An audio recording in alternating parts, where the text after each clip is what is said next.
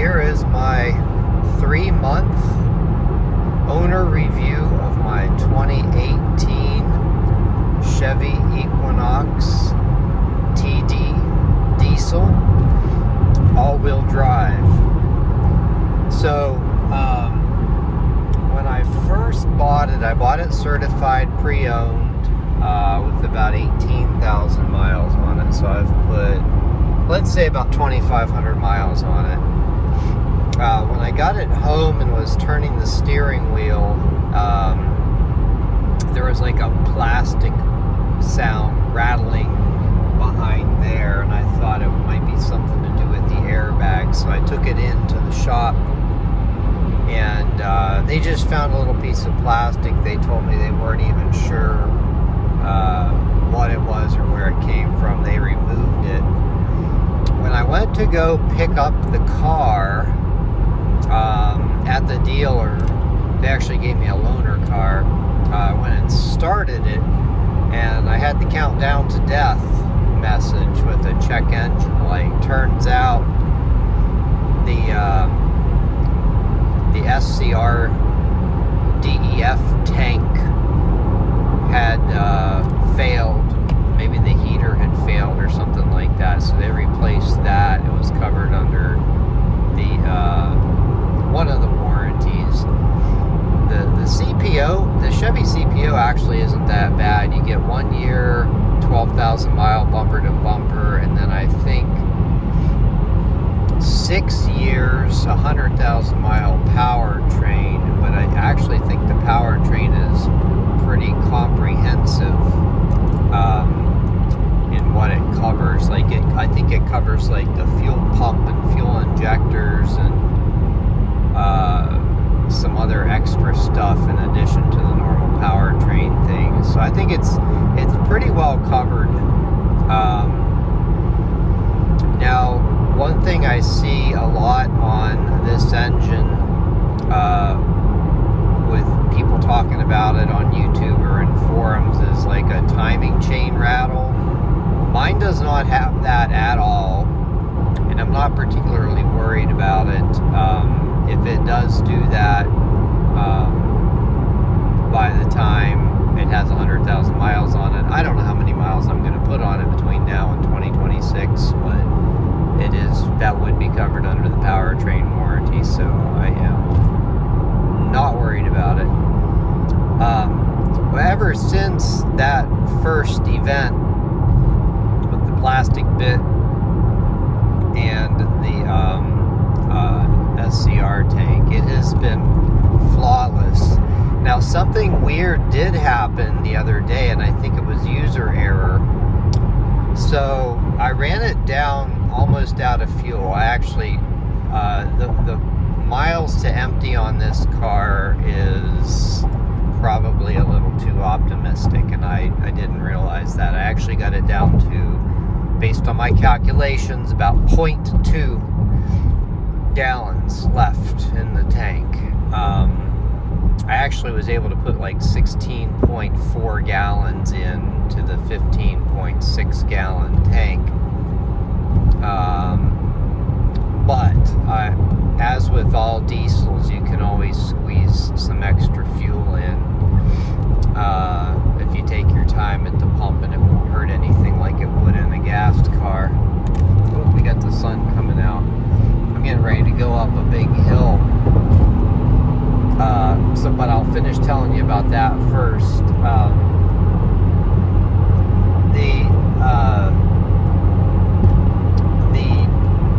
What it did after that, and it would be always whenever I would start the car and then drive and accelerate for the first time. Once it got up to like red line, it would like cut out, and it actually can be best described as the way a gasoline engine cuts out when you bounce off the rev limiter, like rah, rah, rah, rah.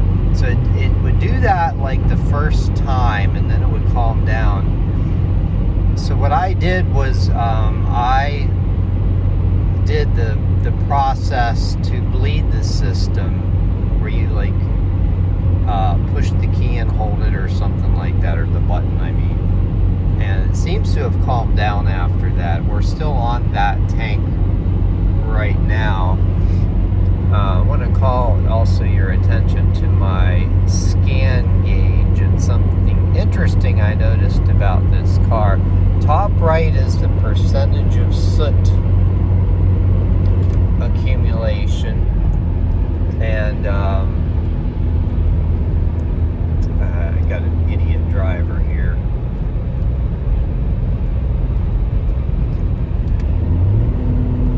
Okay. Get around that idiot. Okay, back to the video. So, percentage of soot accumulation and EGR temp on the bottom left. So, what I've noticed, and you may actually see that now, is that this car, I think like none other that I've ever owned, will do passive regen. So it seems like whenever the exhaust gas temperature gets up to 650, and that's EGT3.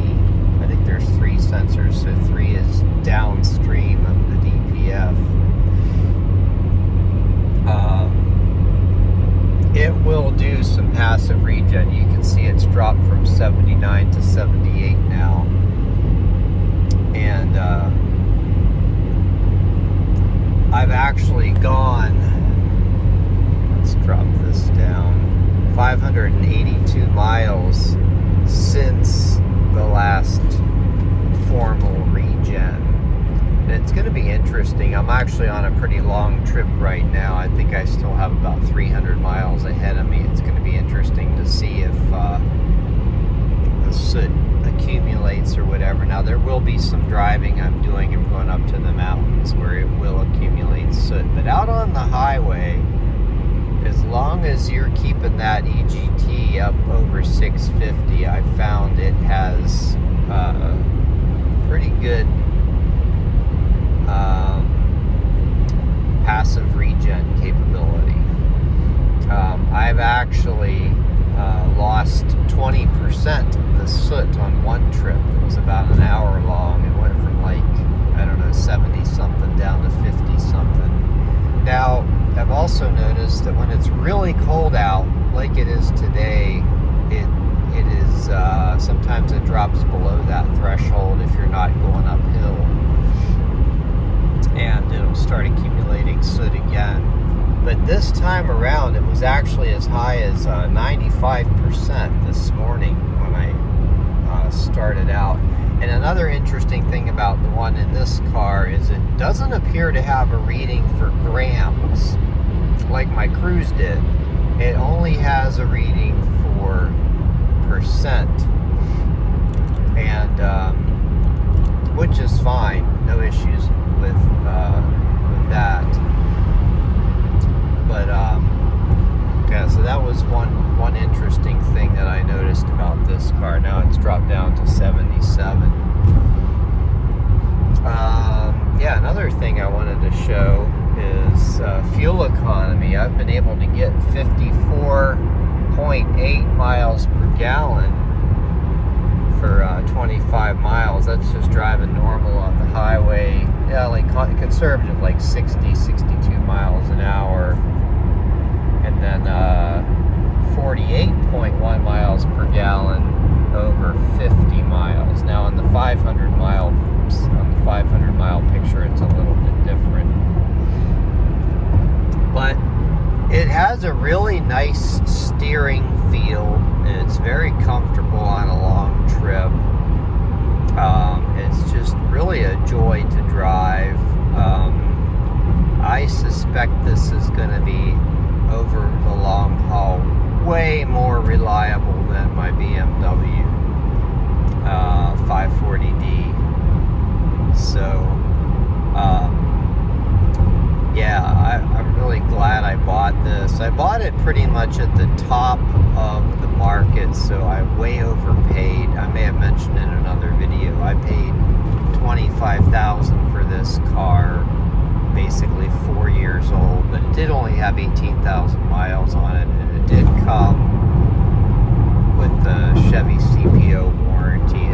Honestly, at the time, it didn't seem that far off in terms of book value. I mean, it may have wholesaled at 21, 22 at the time, but with the extra warranty, it was fine.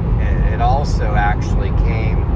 I dug through the service history. So for certification, they did a fresh oil change with the correct oil, which really surprised me. They put a fuel filter in it. The previous owner had put a new set of tires on it, which was like $850. And this one has the 19-inch wheels on it.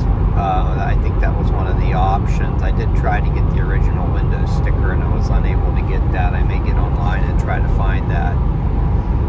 And yeah, they also replaced the battery in 2021, which my cruise batteries only lasted 2 years. Yeah, I had that car 4 years, and I had to replace the battery once. And all kinds of weird things happen on these modern Chevy diesels when the battery gets low. Actually, I think on pretty much any modern computer-controlled car. But yeah, other than that, this has been a fantastic car. I feel like I got a good value for my money. Oh, one thing I noticed when I got it home after I picked it up, I'm guessing this car lived outside, was never waxed, and never spent a day in its life in a garage. It was only, I didn't notice this when I test drove it, but when I got it home and washed it, I noticed that part of the paint on the hood was faded. I was able to use some rubbing compound, and then I put a coat of new finish on it, and now it looks as good as new. And I'm guessing that if left unchecked, probably in 2 years, this car would start losing clear coat. So if you've got one of these, I recommend you wax it periodically, because it seems like this probably has about the same level of paint as, for example, my friend has a 2012 Sonic, and I know the prior owner left it outside and never washed it, and as a result, never washed it, never waxed it, the paint, the clear coat is just shot. I mean, it's gone on most of the top surfaces of the car, and I'm guessing the Equinox will be the same way if not properly cared for. So I'm looking forward to a long-term ownership with this car. I like it a lot. I plan on keeping it a long time. Don't know how many miles I'm gonna put on it. I think I said that already, but I was actually going to take the Rover to the mountains today, but I decided that this one would be more fun. I like the way this handles better than the Rover, and I love taking a trip in a diesel car. It's just super cool. Okay, that's the update for those few of you who actually watch this video. And if you have any other questions about the Equinox diesel, post them in the comments. Have a great day.